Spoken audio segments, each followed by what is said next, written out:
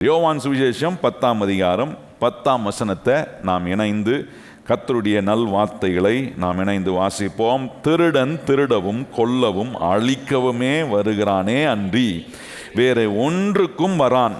நானோ அவைகளுக்கு ஜீவன் உண்டாயிருக்கவும் அது பரிபூரணப்படவும் வந்தேன். ஆண்டவர் என்ன செய்ய விரும்புகிறாரு? ஏன் ஆண்டவர் நல்லவர் என்பதை நம்ம யோசிக்கணும், அதை தியானிக்கணும். அப்படின்னா என்ன செய்யும்படி கர்த்தர் வந்திருக்கிறார்? மனுஷனை தேடி வந்த ஒரு தெய்வம் உண்டானால் இன்றைக்கு நாம் ஆராதிக்கிற ஆண்டவராகிய இயேசு கிறிஸ்து ஒருத்தர் மாத்திரம்தான். உங்களுக்காக, நமக்காக, மனு குலத்துக்காக வந்த ஒரு தெய்வம் உண்டானால் எத்தனை பேர் அதை அங்கீகரிக்கிறீங்க? ஆண்டவராகிய இயேசு ஒருவர் தான் மனுஷனுக்காக மனுஷனை தேடி வந்த தேவன். அந்த ஆண்டவர் என்ன செய்ய விரும்புகிறார் பாருங்க, ஒவ்வொரு மனுஷனுக்கும் தன்னுடைய பரிபூரணமான ஜீவனை கொடுக்க. எப்படி கொடுக்கிறார்? அதை ஒரு மனுஷனுக்கு அவனுக்கு ரட்சிப்பு எவ்வளோ பெரியதாக இருக்கிறது என்பதை உணர வைத்து, பாவத்தில் இருக்கிற மனுஷனுக்கு அந்த பாவத்திலிருந்து விடுதலையை கொடுக்க, தேவன் மனுக்குலத்துக்கு சம்பாதித்து கொடுத்த அந்த ரட்சிப்பை இலவசமாய் விசுவாசத்தினால், கிருபையினால் விசுவாசத்தை கொண்டு நீங்கள் ரட்சிக்கப்பட்டிருக்கிறீர்கள் என்று வேதம் சொல்கிறதே. ரட்சிப்பை ஆண்டவர் கொடுத்துட்டு, அந்த ரட்சிப்பு எவ்வளோ பெரிதான ரட்சிப்பு!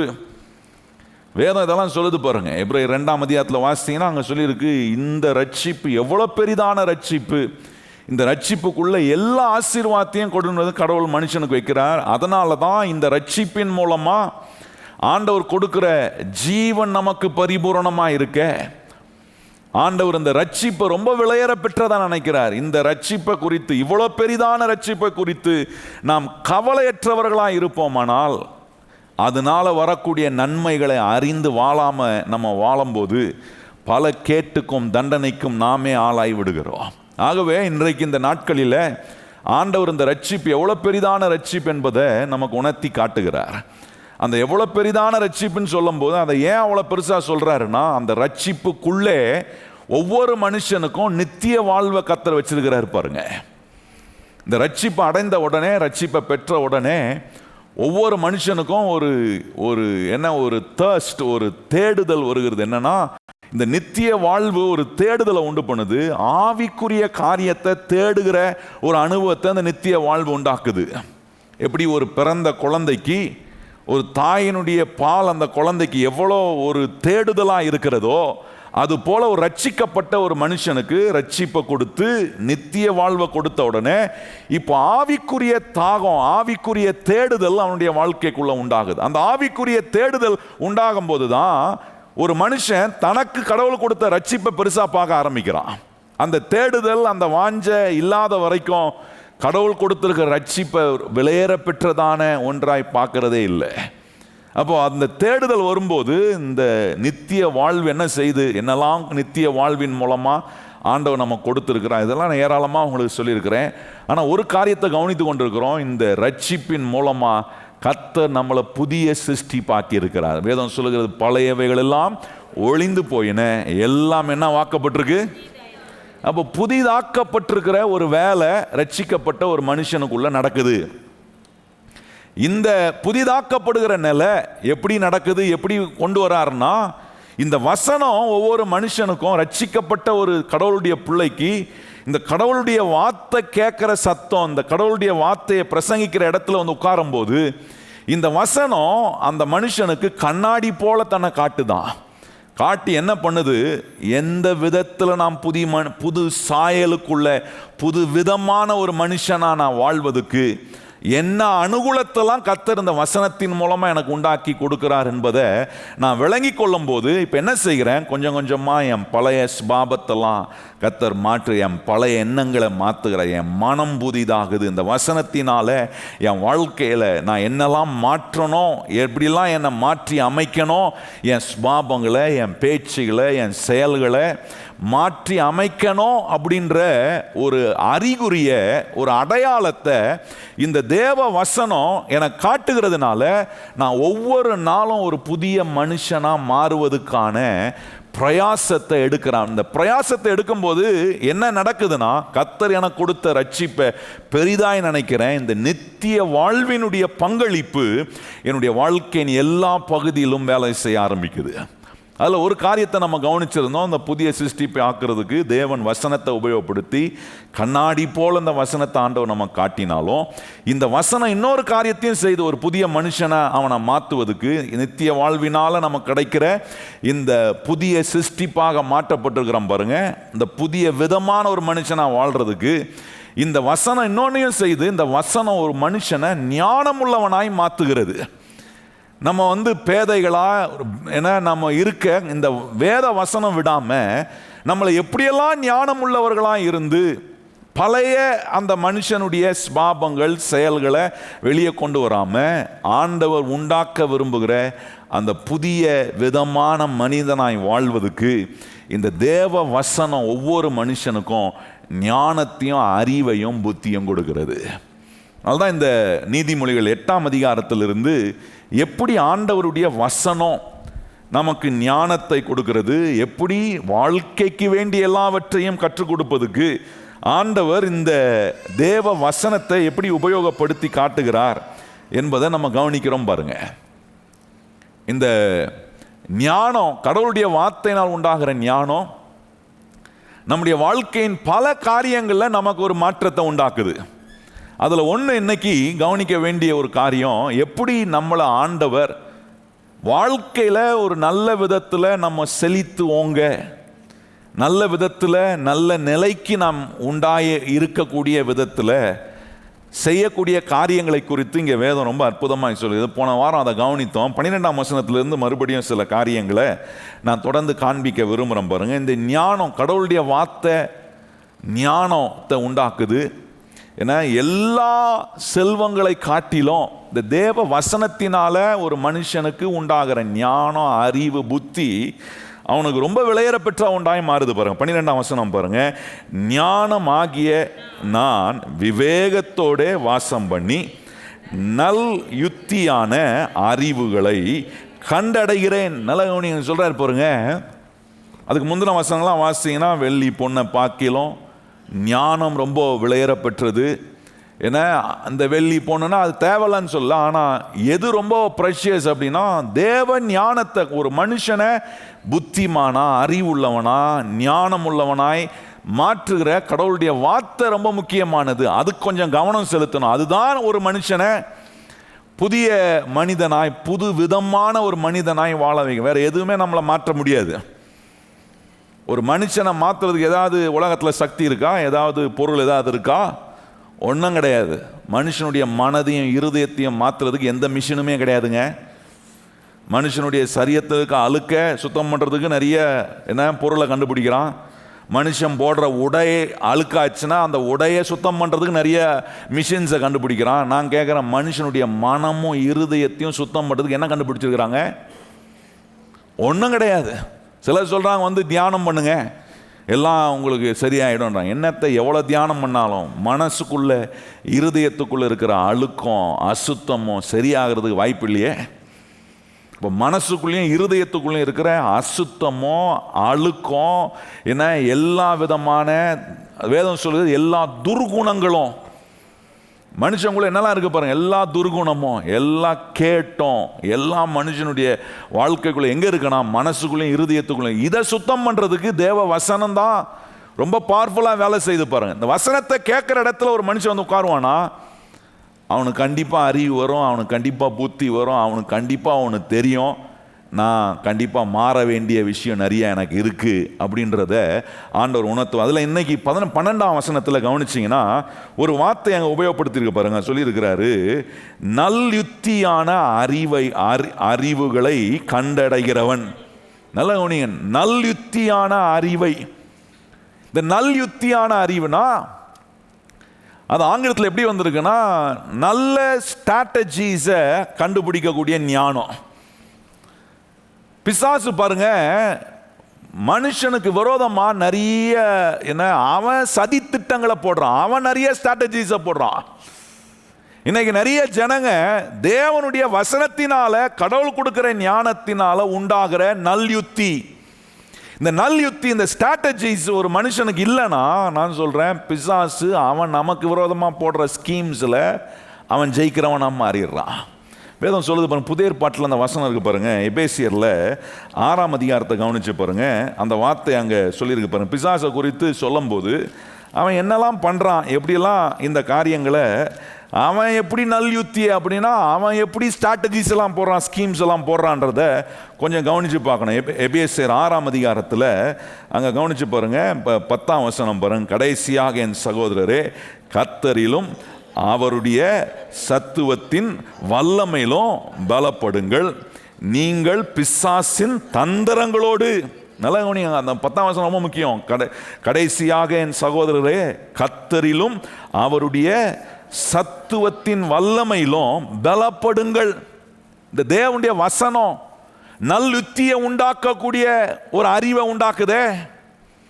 இந்த வசனத்தை நான் கேட்கும்போது, இந்த வசனத்தை நான் புரிந்து கொள்ளும் போது எனக்கு என்ன நடக்குதுன்னா, நல் யுத்தி அப்படின்னா நல்ல ஸ்ட்ராட்டஜிஸை ஆண்டவர் உண்டு பண்ண. என்ன ஸ்ட்ராட்டஜிஸ்?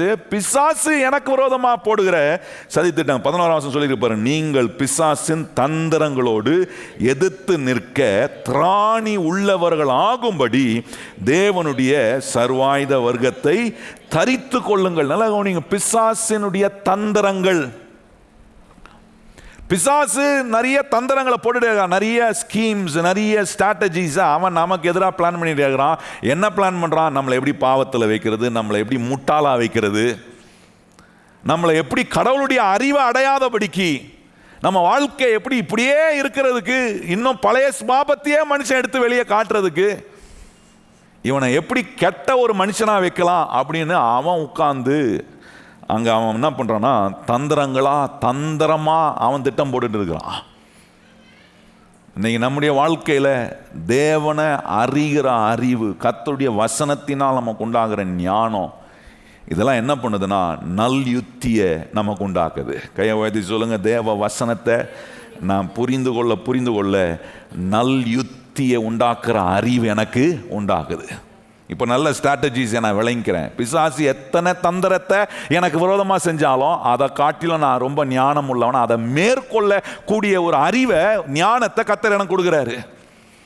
இன்னைக்கு பாருங்க, குடும்பத்தில் இந்த நல்யுத்தி வேலை செய்யாததுனால பிசாசு கொண்டு வருகிற சோதனை, பிசாசு கொண்டு வருகிற காரியங்களில், குடும்பத்தில், உறவில் என்ன பிசாசு என்ன பண்ணுறான்? சண்டையும் சச்சரவையும் கொண்டு, அந்த சண்டையை எப்படி சரி செய்யணும், சண்டை வராமல் இருப்பதுக்கு என்ன செய்யணும், சண்டை வந்த பிறகு இதை எப்படி ஒன்றெல்லாம் ஆக்குறது, இந்த ஒரு நல் யுத்தியை தேவன் தம்முடைய பிள்ளைகளுக்கு இந்த வசனத்தின் மூலமாக கொடுக்குறார். அதை நம்ம யூஸ் பண்ணுறதே இல்லை. நல்லா கவனிங்க, என்ன சொல்லிடுறோம்? எது நடந்தாலும் ஒன்று சொல்ல பழகிக்கிறோம். என்னன்னா, பிசாசு போராட்டமாக இருக்குது வாழ்க்கையில், சொல்கிறோமா இல்லையா? ஏதாவது சண்டை பிரச்சனை வந்துச்சா எனக்கு தெரியும், அப்போவே ஒரே பிசாசு போராட்டமாக இருக்குது. நிறைய பேர் வாயத்திலிருந்து பிசாசை ரொம்ப பெருசாக, அவன் தந்திரத்தை ரொம்ப பெருசாக சொல்கிறாங்க. ஆனால் ஆண்டவர் சொல்கிறாரு, உனக்கு இந்த தேவ வசனத்தின் மூலமாக நல் யுத்தியை உனக்கு நான் கொடுக்குறேன். அதை நீ உபயோகப்படுத்துறதுக்கான ஒரு யோசனை நமக்கு வரணும். அதற்கான ஒரு அறிவு நமக்கு வரும்போது தான் நமக்கு தெரியும், பிசாசே நீ எத்தனை தந்திரங்களை நீ உண்டாக்கினாலும் அதை காட்டிலும் நல் யுத்தியை உண்டாக்குற அறிவை கர்த்தர் எனக்கு கொடுத்துருக்கிறார். எத்தனை பேர் கையை உயர்த்தி சொல்கிறீங்க, எனக்கு நல் யுத்தியை உண்டாக்குற? இந்த நல் யுத்தியனா நீங்கள் எப்படி அதை எடுத்துக்கணும்னா, நல்ல பிசாசை நீ போடுற தந்திரத்தை காட்டிலும் அந்த தந்திரங்களெல்லாம் ஜெயிக்கிற ஒரு அறிவை கர்த்தர் எனக்கு கொடுத்துருக்கிறார், அதிகாரத்தை எனக்கு கொடுத்துருக்கிறாரு. சும்மா எல்லாத்துக்கும் எடுத்ததுக்கும் கவுத்ததுக்கும் பிசாசுன்னு சொல்லக்கூடாது.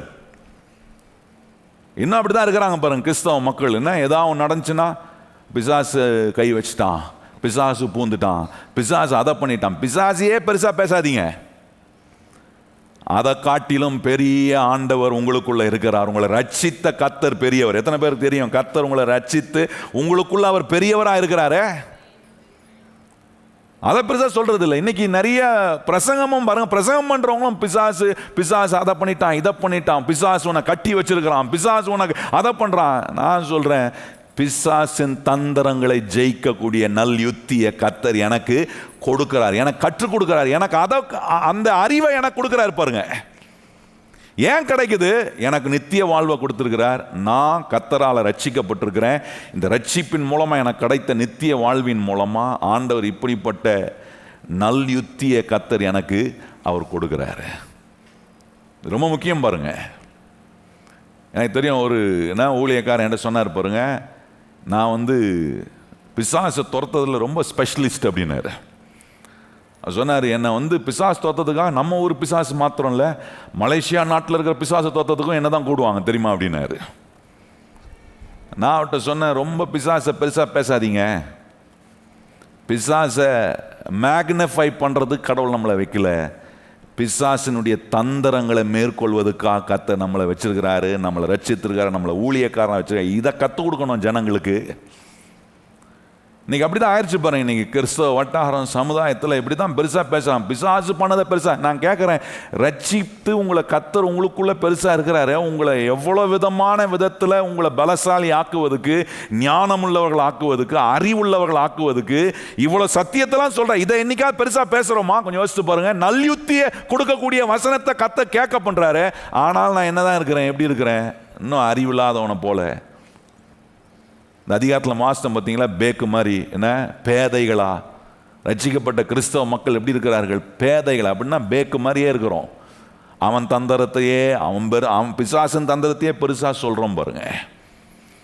கர்த்தர் இன்னைக்கு நமக்கு ஒரு அற்புதமான அறிவை கொடுக்குறாரு. என்னன்னா, பிசாசு எத்தனை தந்திரங்களை எனக்கு விரோதமாக செஞ்சாலும் அதை ஜெயிப்பதுக்கான தேவ அறிவை கர்த்தர் எனக்கு கொடுத்துருக்கு. இந்த வசனம் அப்படிப்பட்ட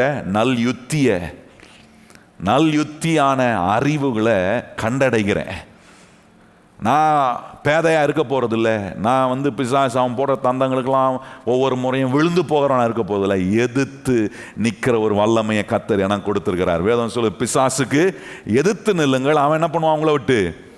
அவன் எவ்வளோ தந்திரத்தோடு வந்தாலும் நீங்கள் எதிர்த்து நிற்கிறதுக்கான நல்யுத்திய உங்கள் வாழ்க்கையில், உறவில், குடும்பத்துக்குள்ள, வேலை ஸ்தலத்தில், உங்களுடைய எல்லா எதிர்கால காரியங்களிலும் கர்த்தர் உங்களுக்கு கொடுத்துருக்க நல்யுத்தியை நீங்கள் உபயோகப்படுத்தும் போது நான் சொல்கிறேன், கர்த்தர் நம்மளை எல்லா நிலையிலும் மேன்மைப்படுத்த வல்லவர். மறுபடியும் நீதிமொழிகள் 8ஆம் அதிகாரம் வாங்க. அங்கே 13ஆம் வசனத்தை கவனிச்சு பாருங்க.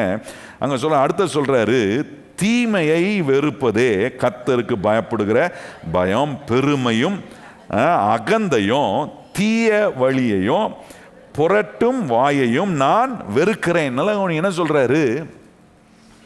உள்ள இருக்கிற பாவம், வெளியே இருக்கிற பாவம், இது எல்லாத்தையும் மேற்கொள்ளக்கூடிய ஒரு சக்தியை நான் உனக்குள்ள கொடுத்து வச்சிருக்கேன். இந்த வசனம் பாருங்க, இப்படிப்பட்ட சக்தியெல்லாம் நமக்குள்ள இருக்குன்னு காட்டுது. நல்லா கவனிக்கணும். தேவ ஞானம் ஒரு மனுஷனுக்கு உண்டாகும் போது அவனுக்கு என்ன தெரியுது? எனக்கு ஒரு நல்ல யுத்தி, கடவுள் எனக்கு புது புது ஸ்ட்ராட்டஜிஸை கொடுக்குறார். இந்த வசனத்தின் மூலமாக நான் என் வாழ்க்கையை முடங்கி போய் இருக்க வைக்க வேண்டியதில்லை. கடவுள் எனக்கு நல்ல ஸ்ட்ராட்டஜிஸை, நல்யுத்தியை கர்த்தர் எனக்கு கொடுக்குறாரு. ஆகவே எவ்வளோ தந்திரத்தை பிசாசு அவன் எனக்கு விரோதமாக செஞ்சாலும் அவன் என்னை ஜெயிக்க முடியாது. அடுத்து சொல்கிறார் என்ன, அங்கே 13ஆம், தீமையை வெறுப்பதே கர்த்தருக்கு தீமையை, பாவத்தை.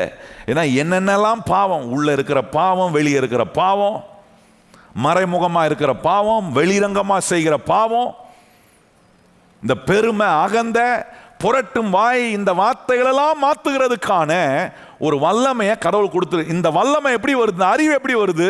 இந்த வசனத்தை கேட்க கேட்க எனக்கு வருது. நான் இந்த பாவத்தில் இருக்க வேண்டியது, இந்த அசுத்தத்தில் நான் வாழ வேண்டியதில்லை, இப்படி என்னுடைய வாழ்க்கையை நான் நஷ்டப்படுத்த வேண்டியதில்லை. நல்லுத்தியை எனக்கு ஆண்டவர் கொடுத்திருக்கிறாரு. தீமையை வெறுப்பதுக்கான ஒரு அறிவை எனக்கு கர்த்தர் கொடுக்கிறார். நான் தீமைக்குள்ள அகப்பட்டு இருக்க வேண்டியதில்லை. இதெல்லாம் இந்த வசனம் ஒரு மனுஷனுக்கு அறிவை கொடுக்குது பாருங்க, ஞானத்தை கொடுக்குது, புத்தியை கொடுக்குது. கொடுக்க கொடுக்க மனுஷன் வெளிச்சம் அடைகிறான். அவன் வாழ்க்கை மாறணுன்ற ஒரு வாஞ்சை அவனுக்குள்ளே வருது. அவனுக்கு என்ன தோணுதுன்னா, நான் பழைய மனுஷனாக இருக்க போகிறதில்ல, இந்த கெட்ட பழக்கத்திலே நான் அடிபட்டு சிக்குண்டவனாக இருக்கும், அதில் நான் வெளியே வர முடியும், வாழ முடியும், நல்ல ஒரு நிலையில் கடவுளை என்னை மாற்ற முடியும், எல்லாம் கெட்ட பழக்கத்தில் இருந்தும் கடவுள் என்னை விடுதலை பண்ண அவர் வல்லவராக இருக்கார். இந்த நம்பிக்கைலாம் வரும் பாருங்க. இந்த கடவுளுடைய வார்த்தையை கேட்டிங்கன்னா, இந்த வார்த்தையினால அறிவு வந்துச்சுன்னா, இந்த ஞானம் உள்ள வந்துச்சுன்னா ஒரு நம்பிக்கை வரும். இதே பாவத்தில் நான் இருக்க போதில்லை, நான் மேற்கொள்ள முடியும். அதுக்கு தான் இந்த வசனம் பாருங்க ரொம்ப முக்கியம். பாவத்தை மேற்கொள்றதுக்கு இந்த தேவ வசனம் அப்படிப்பட்ட ஒரு தைரியத்தையும் அதிகாரத்தையும் ஆண்டவர் கொடுக்குறார். இந்த வசனம் எனக்கு ஒன்று காட்டுது, இயேசுவுடைய இரத்தத்தினால என் பாவம்லாம் கழுவப்படுகிறது, நான் மன்னிப்பை பெற முடியும், நான் ஒரு புது வாழ்க்கையை வாழ முடியும் என்கிற ஒரு உணர்வை உண்டு பண்ணுது. அடுத்தது பாருங்கள், இந்த ஞானம் என்ன செய்யுது? 14ஆம் வசனத்தில் பாருங்கள், ஆலோசனையும் மெய்ஞானமும் என்னுடையவைகள், நானே புத்தி வல்லமையும் என்னுடையதுனால நான் சொல்லியிருக்கிற வார்த்தை பாருங்கள், மெய்ஞானம். ஆங்கிலத்தில் எப்படி வந்திருக்குன்னா சவுண்ட் விஸ்டம். இந்த மெய் ஞானத்துக்கும் வெறும் ஞானத்துக்கும் வித்தியாசம் இருக்கு. அங்க பாருங்க 18ஆம் வசனம் பாருங்க, இங்கே இந்த 14ஆம் வசனத்தில் மெய் ஞானம் வந்திருக்கா, அதே போல பாருங்க 18ஆம் வசனத்தில் கவனிச்சு பாருங்க, அங்க ஒரு வித்தியாசம் சொல்லப்பட்டிருக்க பாருங்க, ஐஸ்வர்யமோ கனமோ நிலையான பொருளும் நீதியும் என்னிடத்தில் உண்டு. இங்கே சொல்லி பாருங்க, நிலையான பொருள் வெறும் பொருள். இங்கே 14ஆம் வசனத்தில் கவனிக்கிறோம், மெய் ஞானம் வெறும் ஞானம். யோசுவாவுக்கு ஆண்டவர் சொல்லும்போது சொல்றாரு பாருங்க, யோசுவா 1:8 சொல்றாரு, நீ உன் வழியை வாய்க்க பண்ணலாம், நீ புத்திமானாய் நடந்து கொள்ளலாம். அந்த புத்திமானாய் நடந்து கொள்ளலான்ற வார்த்தை ஆங்கில வேதத்தில் எப்படி வந்திருக்குன்னா நல்ல வெற்றி, குட் சக்சஸ். அப்போ வெற்றின்னு ஒன்று இருக்கு, ஒரு நல்ல சக்சஸ் இருக்கு, ஞானம்னு ஒன்று இருக்கு, மெய் ஞானம் இருக்கு, மெய்ப்பொருள் ஒன்று இருக்கு, வெறும் பொருள் ஒன்று இருக்கு. வித்தியாசம் பாருங்க, அது எல்லாத்துக்கும் வித்தியாசம் இருக்கு. அதுதான் பாருங்க, சாலமோன் ஆண்டவர்கிட்ட வந்து கேட்கும்போது அவன் கேட்குறான், ஆண்டவரே இந்த ஜனத்தை நடத்துவதுக்கு எனக்கு ஞானமுள்ள இருதயத்தை தாருன்னு கேட்டான் பாருங்க. 2 நாளாகமம் வாங்க, 2 நாளாகமத்தில் இந்த காரியத்தை கவனிக்கணும் பாருங்க. அவனுக்கு அந்த மெய் ஞானம், அந்த மெய் ஞானத்தை சாலமோன் ரொம்ப முக்கியப்படுத்தினான் பாருங்க. 2 நாளாகமத்தில் முதல் அதிகாரத்தில் அதை கவனிக்க முடியும். 2 நாளாகமத்தில் 1ஆம் அதிகாரத்தில் பாருங்க, 1ஆம் அதிகாரம்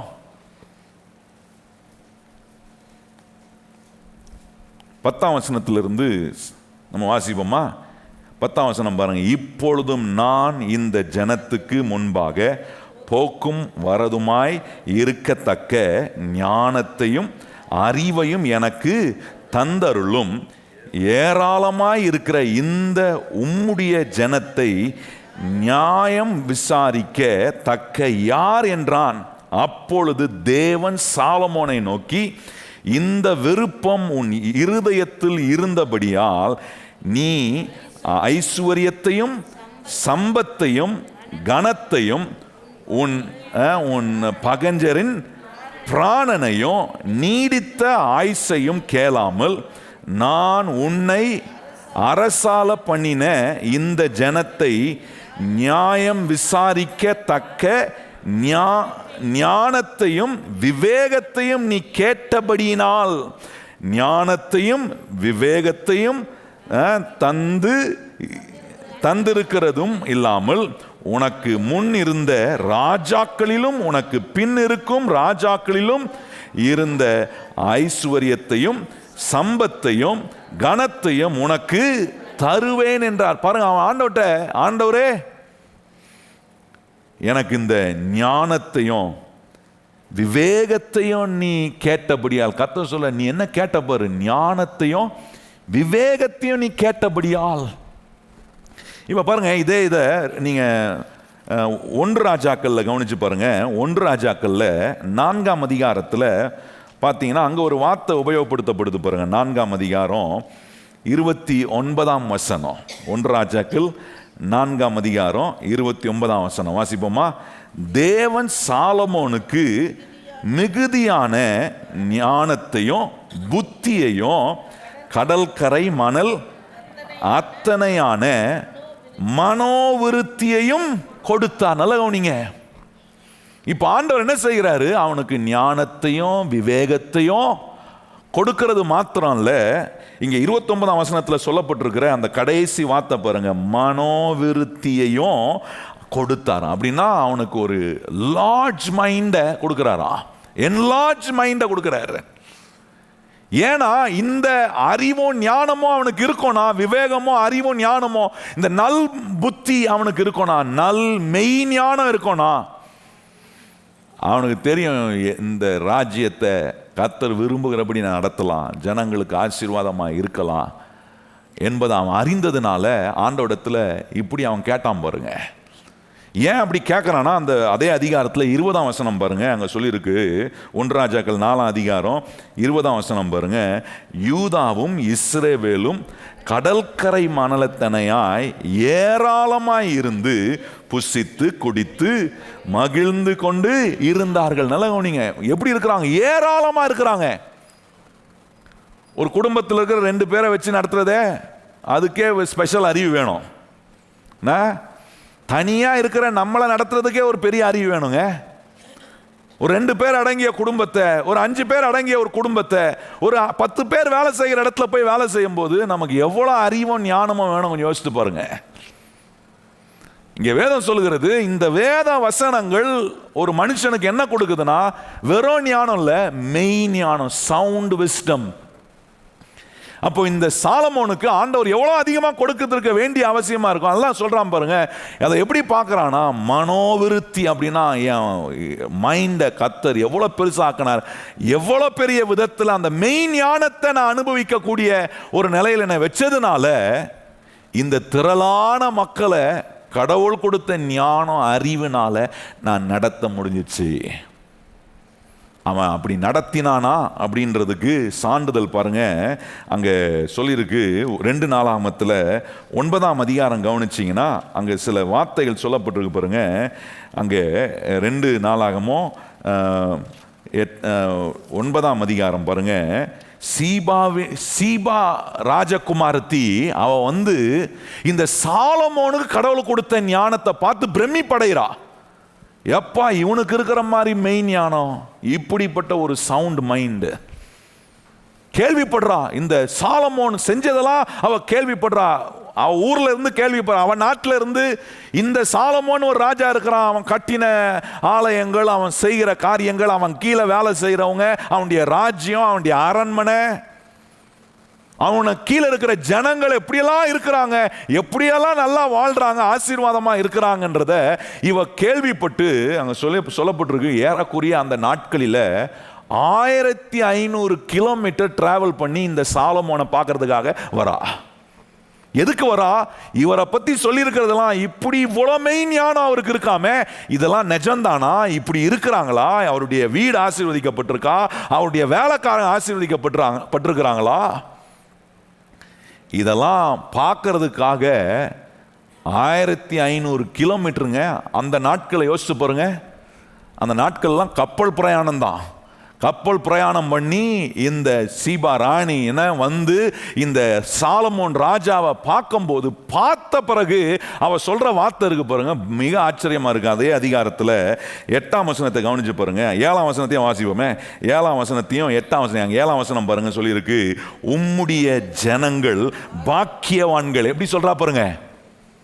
இந்த மெயின் ஞானம், இந்த மெயின் ஞானம் அவனுக்கு நிலையான பொருளை அவனுக்கு கொடுத்து, வெறும் பொருள் இல்லை, இந்த மெயின் ஞானம் நிலையான பொருள் அவனுக்கு கொடுத்ததுனால அதுக்கு சாட்சியா இங்க ஒரு ராணி பார்த்து சொல்றா பாருங்க. 1500 கிலோமீட்டர் கிளம்பி அந்த நாட்களில் செய்தி அப்படியே பரவி போய் அவன் காதுக்கு எட்டி, இப்படிலாம் சாலமோன் ராஜா இருக்கிறாரு, இப்படி கடவுள் கொடுத்த ஞானம் அந்த மனுஷனுக்குள்ள வேலை செய்து, அவனை போல ஒரு ஞானவான் ஒருவனும் இல்லை அப்படின்னு அதை பார்க்கறதுக்காக கிளம்பி அவ சொல்றா பாருங்க. பார்த்துட்டு சொல்றா பாருங்க, அதுதான் ரொம்ப விசேஷம். பார்த்துட்டு சொல்றா, நான் கேள்விப்பட்டேன், ஆனா நேரா பார்க்கும்போது தான் தெரியுது, உம்முடைய வேலைக்காரர்கள், உம்முடைய வீடு, உம்முடைய அரண்மனை, உம்முடைய நாட்டின் ஜனங்கள் எவ்வளவு ஆசீர்வாதம். இதுக்கெல்லாம் காரணம் என்ன? இதுக்கெல்லாம் காரணம் என்ன? ஒன்னே ஒண்ணுதான், தேவன் அவனுக்கு கொடுத்த ஞானமும் விவேகமும் தான். நல்லா கவனிங்க. ஒரு புதிய மனுஷனா கடவுள் உங்களை ஒரு புது விதமான விதத்தில் உங்க வாழ்க்கையை ஒரு வெற்றிகரமான நிலையில, உங்க குடும்பத்தை வெற்றிகரமான நிலையில நடத்துவதுக்கு ரொம்ப முக்கியமானது இந்த வசனத்தினால் நமக்கு கிடைக்கிற ஆலோசனையும் மெய் ஞானமும் நமக்கு வரணும். நல் யுத்தி நமக்கு கிடைக்குது இந்த வசனத்தின் மூலமா. இங்கே அடுத்தது சொல்றாரு, உனக்கு இந்த வசனத்தின் மூலமா ஆண்டவர் ரட்சிக்கப்பட்ட ஒரு கடவுளுடைய பிள்ளைக்கு என்ன கொடுக்குறாருன்னா ஆலோசனையும் அந்த மெய் ஞானத்தை கொடுக்குறாரு. கொடுக்கும்போது சொல்ற அப்புறம் 7ஆம் வசனம், உம்முடைய ஜனங்கள் பாக்கியவான்கள், எப்பொழுதும் உமக்கு முன்பாக நின்று உம்முடைய ஞானத்தை கேட்கிற உம்முடைய ஊழியக்காரரும் எப்பொழுதும். நல்லா கவனிங்க, எப்பயோ ஒருவரை ரொம்ப கொஞ்சம் அறிவா பேசிட்டாரு. இன்னைக்கு நிறைய பேர் நம்மளை பார்த்து அப்படி தான் சொல்லுவாங்க, எப்போ அவர் எப்போ பேசினா எப்போனா ஒரு வாட்டி தான் அறிவாக பேசுவார், மற்றெல்லாம் நேரத்தெல்லாம் புத்தியனமாக தான் செய்வார். இன்னைக்கு என்னன்னு தெரியல, திடீர்னு ரொம்ப அறிவாக பேசுகிறாரு. ஆனால் இங்கே அப்படி சொல்லலை. எனக்கு ரொம்ப பிடிச்சிட்டு பாருங்க, அந்த இடத்துல அங்கே சொல்லியிருக்கு, உம்முடைய ஞானத்தை கேட்கிற உம்முடைய ஊழியக்காரரும் பாக்கியவான்கள். கேட்குறாங்களாம் ஒவ்வொரு முறையும். இந்த சாலமோன் இந்த ராணி போய் நிற்கிறா, அவ பார்க்குறா, பார்த்தது மாத்திரம் இல்லை, ஒரு சில நிமிடங்கள் இந்த சாலமோன் பேசும்போது அவளுக்கு தெரியுது, ஆஹா எங்கேருந்தோ 1500 மைல் நான் பிரயாணம் பண்ணி வந்திருக்கிறேனே, கிலோமீட்டர் பிரயாணம் பண்ணி வந்திருக்கிறேன். வந்து கேட்கும்போது உண்மையாலே இவர்கிட்ட மெய் ஞானம் இருக்குது. நான் கேட்குறேன், கர்த்தர் உங்களை அப்படி வைப்பதுக்காக இந்த சத்தியத்தை கேட்க, இந்த சத்தியத்தை புரிந்து கொள்ள கர்த்தர் உங்களுக்கு உதவி செய்கிறாரு. இவ்வளோத்தையும் கேட்டுட்டு இன்னும் பேதைகளாக இருக்க போகிறேனா, அல்லது மெய் ஞானத்தை கடவுள் நமக்கு கொடுக்குறாரு அதை அனுபவிக்கிறவனா இருக்க போகிறேனா? நல்லா கவனிங்க. அது சொல்லிட்டு அடுத்த வசனம் பாருங்க, கேட்குறவர்கள் பாக்கியவான்கள். 8ஆம் வசனம், உம்முடைய தேவனாகிய கர்த்தருக்கு முன்பாக நீ ராஜாவாய் இருக்கும்படி உம்மை தம்முடைய சிங்காசனத்தின் மேல் வீற்றிருக்க பண்ண உம்மேல் பிரியம் கொண்டு உம்முடைய தேவனாகிய கர்த்தர் ஸ்தோத்தரிக்கப்படுவாராக. உம்முடைய தேவன் இஸ்ரவேலை என்றென்றைக்கும் நிலைநிறுத்தும்படிக்கு சிநேகிக்கிறதினாலே அவர் நியாயம் நீதியையும் செய்கிறதுக்கு உம்மை அவர்கள் மேல் ராஜாவாக. என்ன மாதிரி புகழ்றா பாருங்க. வந்துட்டு சொல்றா, உங்க ஆண்டவர் எவ்வளவு பெரியவர், உன்னை கொண்டு வந்து ராஜாவா வச்சிருக்கிறார், அவர் ஸ்தோத்தரிக்கப்படுகிறவர். இப்படி ஒரு ஞானம் உள்ள ஒரு மனுஷனை கொண்டு வந்து ராஜாவா வச்சிருக்கிறாரே. ரட்சிக்கப்பட்ட கடவுளுடைய பிள்ளைகள்கிட்ட இருக்கக்கூடிய ஒரு பெரிய விசேஷமான காரியங்க. இன்னைக்கு நம்முடைய வாழ்க்கையில் அப்படி இருக்கணும். வேலை செய்கிற இடத்துல, குடும்பத்தில் மெய் ஞானம் வேலை செய்யணும். கையை வாய்த்து சொல்லுங்க, எனக்கு என்ன வேலை செய்யணும்? வெறும் ஞானம் இல்லை, மெய் ஞானம். ஆண்டவரே, இந்த வசனத்தின் மூலமாக கிடைக்கிற மெய் ஞானம். நேரம் ஆயிடுச்சு. ஆண்டவர் சொல்ற, இந்த சாலமோன்ட்ட பாருங்க, மெய் ஞானம் வேலை செஞ்சு மனோவிருத்தி அவனுக்கு உண்டானதான். மைண்ட் எப்படி இருந்துச்சுன்னா என்லார்ஜ் ஆகிட்டே இருக்கு. கடவுள் ஒரு மனுஷனுக்கு அந்த மெயின் ஞானத்தை கொடுக்கும்போது கரப்ட் ஆகாது. மனசுக்குள்ள போகிற காரியங்கள், உங்க மனதுக்குள்ள போகிற எண்ணங்கள் உங்களை கரப்ட் ஆக்குதா? உங்களை அசுத்தமான காரியங்களை செய்ய வைக்குதா? தகாத காரியங்களை செய்யக்கூடிய நிலைக்கு உங்க மனதுக்குள்ள போகிற எண்ணங்கள் இருக்கா? ஆனா இங்க சொல்லியிருக்கு, அவனுக்கு மனோவிருத்தியை கர்த்தர் கொடுத்தாரா. ஞானமும் அறிவையும் மனோவிருத்தியையும் கடவுள் சாலமோனுக்கு கொடுத்தார். நான் சொல்றேன், கர்த்தருடைய பிள்ளைகளாக இருக்கிற நமக்கு இந்த வசனத்தை நம்ம வாசிக்கும் போது கர்த்தர் அப்படிப்பட்ட மெய் ஞானத்தை கர்த்தர் நமக்கு அவர் கொடுக்கிறார். ஒரு சில காரியங்களை சொல்லி வாசித்து நான் முடிக்கிறேன் பாருங்க. நீதிமொழிகள் 8ஆம் அதிகாரம் வாங்க, அங்கே சொல்லியிருக்கிற சில காரியங்களை வாசிப்போம். அங்கே சொல்லியிருக்கு பாருங்க, 18ஆம் வசனம் வாசிப்போமா? ஐஸ்வர்யமும் கனமும் நிலையான பொருளும் நீதியும் என்னிடத்தில் உண்டு, பொன்னையும் தங்கத்தையும் பார்க்கிலும் என் பலன் நல்லது, சுத்த வெள்ளியை பார்க்கிலும் என் வருமானம் நல்லது.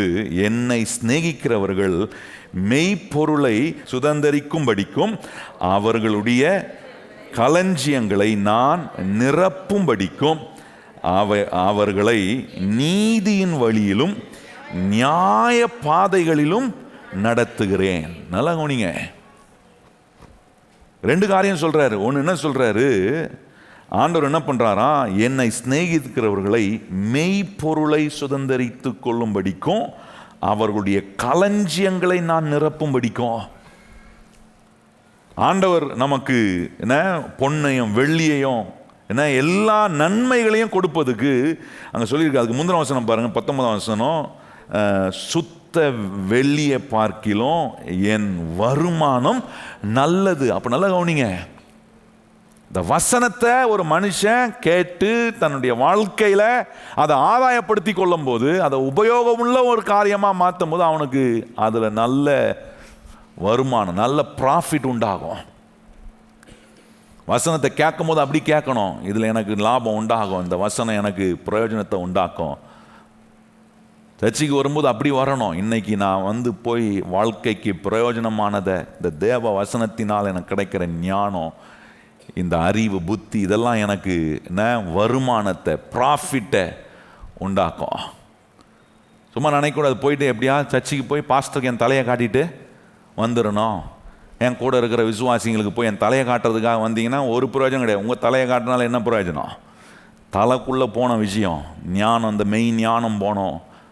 இந்த வசனம் உங்களுக்கு என்ன வருமானத்தை, ப்ராஃபிட்டை, லாபத்தை உண்டாக்கக்கூடிய விதத்தில் இந்த சத்தியங்கள் வேலை செய்யணும். அப்படி வேலை செய்யும்போது நான் சொல்கிறேன், உங்களுடைய வழிகள் எல்லாம் சுத்தமாக்கப்படும். நீங்கள் கர்த்தர் விரும்புகிறபடி பழையவைகளெல்லாம் ஒழிந்து புதியவைகள் எல்லாம் புதிதாக்கப்படுகிற அற்புதமான நிலை. 21ஆம் வசனத்தை சொல்லியிருக்கு பாருங்க. அங்கே சொல்லியிருக்கு, அவைகள் நீதியின் வழியையும் நியாய பாதைகளுக்கும் நடத்துகிறேன். நல்லா கவனிங்க, என்ன சொல்கிறேன்? நீதியின் பாதையில். இந்த கடவுளுடைய வசனத்தை எனக்கு ஞானம் கொடுத்துச்சிங்க. இதில் எனக்கு கடவுளை எனக்கு இந்த வசனத்தின் மூலமாக நீதியின் பாதை, ஏடா கூடமான பாதை இல்லை. என் வழி நீதியான வழியா, என்னுடைய செய்கை சரியானதாக இருக்கும். நீதியின் பாதையில் கர்த்தர் நம்மளை நடத்துவார். ஏடா கூடமாக போய் ஏதோ கோணலான வழியில், என்ன எல்லாம் கேட்டான வழியில், நீதியின் பாதையில். இவ்வளோ அருமையான வசனத்தை கர்த்தர் நமக்கு ரட்சிக்கப்பட்டு நமக்கு இந்த வசனங்களெல்லாம் கேட்கும்படி கர்த்தர் நமக்கு கிருபை பாராட்டியிருக்கிறாரே. இவ்வளோ அனுகூலத்தையும் வைத்து இன்னும் நான் நீதியின் பாதையில் நடக்காமல், இன்னும் இந்த மெயின் ஞானத்தை அனுபவிக்காமல், இன்னும் இந்த வருமானத்தை உண்டாக்கக்கூடிய, லாபத்தை உண்டாக்கக்கூடிய விதத்தில் இந்த வசனம் எனக்கு வேலை செய்யாமல் இருக்கோன்னா, நான் சொல்கிறேன், பழையவைகளெல்லாம் புதிதாகலை, இன்னும் பழசிலே தான் இருக்கிறேன். என் ஸ்பாபம், என் பழக்க வழக்கங்க, என் யோசனைகள் எல்லாம் இன்னும் பழசாகவே இருக்குது. வேதம் சொல்லுகிறது, இந்த நித்திய வாழ்வு ரட்சிப்பின் மூலமாக கொடுக்கப்பட்டிருக்கே, இந்த நித்திய வாழ்வு செய்கிற ஒரு அற்புதமான வேலை என்னை புதிய சிருஷ்டிப்பா, புது விதமான மனிதனா கடவுள் வாழ பண்ணுறார். அதுக்கு தான் இந்த வசனத்தை உபயோகப்படுத்தி எனக்கு எப்படிலாம் ஞானம் உண்டாக முடியும், எப்படிலாம் அறிவு, புத்தியை இந்த வசனத்தின் மூலமாக கொடுத்து என்னை நீதியின் பாதையில் நடத்த, வருமானத்தை கர்த்தர் எனக்கு உண்டாக்க, அப்படின்னா லாபத்தை நான் கேட்குற வசனம் எனக்கு பிரயோஜனத்தை உண்டாக்கும். எத்தனை பேர் கையை வைத்து சொல்கிறீங்க, கேட்குற வசனம் பிரயோஜனத்தை உண்டாக்கும்? அப்படியே இருக்க மாட்டேன், வந்த மாதிரியே கேட்ட மாதிரியே அப்படியே இருக்கிறேன், ஒரு பிரயோஜனமும் இல்லை, கிடையாது. வருமானத்தை, ரிவார்டை உண்டாக்கும், ப்ராஃபிட்டை உண்டாக்கும். இந்த சத்திய வசனம் உங்களுக்குள்ள வேலை செய்வதுக்கு இடம் கொடுத்து பாருங்க, இவ்விதமான நல்ல மாற்றங்களை கர்த்தர் நம்முடைய வாழ்க்கையின் மூலமாய் செய்வார். எத்தனை பேர் சொல்கிறீங்க, ஆண்டவரே இந்த வசனம் என்ன ஒவ்வொரு நாளும் ஞானம் உள்ளவனாய் மாற்றுது? நல் ஞானம் வேணும். சொல்லுங்கள் வயத்தை, என்ன ஞானம் வேணும்? ஆண்டவரே வெறும் ஞானம் போதாதப்பா, நல்ல ஞானம், நல் ஞானத்தை கொடுக்கணும். நிலையான பொருள், மெய்ப்பொருள். நல்லா கவனிங்க, இதெல்லாம் ரொம்ப முக்கியமான வார்த்தைகள். சும்மா வரும் பொருள், நிலையான பொருள், மெய்ப்பொருள். நல் ஞானத்தை கர்த்தர் கொடுக்குறார். ஆலோசனையும் நல் ஞானத்தையும், சவுண்ட் விஸ்டமை கர்த்தர் கொடுக்கும்போது வருமானம் வரும், உங்கள் வழிகள் நீதியான பாதையில் நடத்தப்படும், வாழ்க்கை உண்மையான மாற்றத்துக்குள்ளே வரும். அந்த உண்மையான மாற்றம் வாழ்க்கையை உண்மையான விதத்தில் ஆசீர்வாதமாக்கும். பிரயோஜனமாக வாழ்க்கை வாழ கர்த்தர் நமக்கு தொடர்ந்து உதவி செய்வார். எழும்பி நிற்போம், நம்ம ஜெபம் பண்ணலாம். கரம் உயர்த்தி எல்லாரும் வாய்களை திறந்து கர்த்தரை ஸ்தோத்திரம் பண்ணுங்க. எங்கள் நல்ல ஆண்டவரே, நீர் எவ்வளோ நல்லவர் என்பதை நீர் எங்களுக்கு கொடுத்த ரட்சிப்பின் மூலமாக நான் என் ஜீவனை உனக்கு கொடுக்குறேன். அந்த ஜீவன் உன்னில் பரிபூரணம் அடைய விரும்புகிறேன். ஏதோ அறகுறையாக வாழ்ந்துட்டு போகிறதுக்காக கர்த்தர் நம்மளை ரட்சிக்கலை. ஏதோ இருக்கிற மாதிரி இருந்துட்டு போகிறதுக்காக கர்த்தர் இந்த சபையில் கொண்டு வந்து இந்த மாதிரி சத்தியத்தை கேட்க பண்ணலை.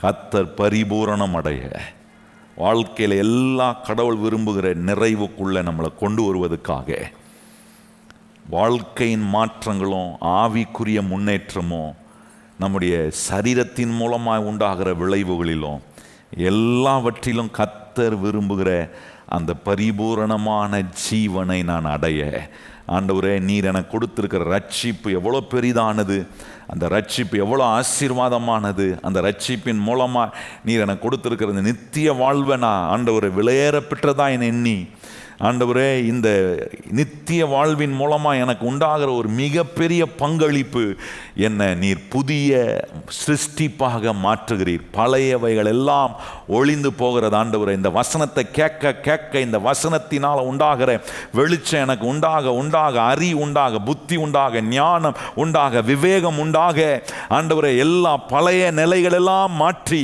கடவுள் என்ன புது விதமான மனிதனாக எங்களை நீர் மாற்றுகிறீரே. உமக்கு ஸ்தோத்திரம் ஆண்டவரே. உறவுகளுக்குள்ள, குடும்பத்துக்குள்ள, வேலை ஸ்தலத்துக்குள்ள, சமுதாயத்தில் ஆண்டவரே நான் பழகிற எல்லாருக்கும் மத்தியிலும் ஆண்டவரே என்ன ஒரு புது விதமான மனிதன், கடவுள் விரும்புகிற இந்த இயேசு கிறிஸ்து என்ன ஆண்டவரை உருவாக்கி மாற்றி இருக்க விரும்புகிற அந்த புதிய விதமான நிலையில நான் வாழும்போது தான் பிரயோஜனமா வாழ்றேன், ஆசீர்வாதமா வாழ ஆரம்பிக்கிறேன். அந்த மேலான நிலைக்கு நாங்கள் வாழ்வதுக்கு இன்னைக்கு உம்முடைய வசனத்தினால எங்களுக்கு போதித்து வழிகாட்டியிருக்கிறீர். இவ்வளத்தையும் கேட்டுட்டு போய் நான் இருக்கிற மாதிரியே இருக்க போறேன் அப்படின்னு ஆண்டவரை இங்க இருக்கிற ஒருவரும் இராதபடிக்கு இந்த செய்தியை கேட்கிற ஆண்டவரை வார நாட்களை கேட்கிற ஒவ்வொரு மக்களும் ஆண்டவரை கடவுள் விரும்புகிற, கர்த்தர் உண்டாக்க விரும்புகிற அந்த நல் மாற்றத்துக்குள்ள எங்க வாழ்க்கை வருவதுக்கு நீர் சொன்ன இந்த சத்தியங்கள் எல்லாம் எங்களுக்குள்ள நீர் உண்டு பண்ணுகிற மாற்றத்தை பரப்பிக்கட்டும். ஆசீர்வதியும். உம்முடைய பிள்ளைகளாகிய நாங்கள் தொடர்ந்து செய்ய போகிற ஒவ்வொரு கையின் பிரயாசத்திலும், வாழ்க்கையின் முயற்சியிலும் ஆண்டவர் உம்முடைய ஞானத்தை விளங்க பண்ணுவீராக, உம்முடைய வெற்றியை விளங்க பண்ணுவீராக, உம்முடைய ஆசீர்வாதத்தை எங்க மேல கட்டளையிடுவீராக. தொடர்ந்து நாங்கள் உமக்காக வாழ ஆண்டவரே உம்முடைய நாமத்துக்கு மகிமையா நாங்கள் எல்லாவற்றையும் செய்ய, எல்லா தீமைக்கும் பொல்லாப்புக்கும் ஆண்டவரை பொறாமைகளுக்கும் எரிச்சலுக்கும் வன் கண்களுக்கும் எங்களை விலக்கி பாதுகாத்து எங்களுடைய போக்கையும் மரத்தையும் இது முதல் கொண்டு கர்த்தர் உன்னை காப்பார் என்று சொல்லியிருக்கிற அந்த தேவனுடைய பாதுகாக்கும் அந்த நிலையில எங்களை பாதுகாத்து நீர் வழி நடத்தும். உம்முடைய கிருபை எங்களை தாங்கட்டும். எல்லா கன மகிமை துதி ஸ்தோத்திரங்கள் உமக்கே தருகிறோம். ஏற்றுக்கொள்ளும் மகிமை அடையும். இயேசு கிறிஸ்துவின் அன்புள்ள நாமத்தில் வேண்டி ஜெபம் செய்கிறோம் எங்கள் பரிசுத்தமுள்ள நல்ல பிதாவே, ஆமென். இப்பொழுது நம்முடைய கர்த்தராகிய இயேசு கிறிஸ்துவினுடைய கிருபையும் பிதாவாகிய தேவனுடைய அன்பும் பரிசுத்த ஆவியானவருடைய அந்யோன்ய ஐக்கியமும் இன்றும் என்றும் சதா காலங்களும் நம் அனைவருடன் நிலைத்திருப்பதாக, ஆமென். எல்லாரும் இணைந்து சொல்லுவோம். என் ஆத்துமாவே கர்த்தரை ஸ்தோத்திரி, என் முழு உள்ளமே பரிசுத்த நாமத்தை ஸ்தோத்திரி. என் ஆத்துமாவே கர்த்தரை ஸ்தோத்திரி, கர்த்தர் செய்த சகல உபகாரங்களையும் மறவாதே. ஆமென்.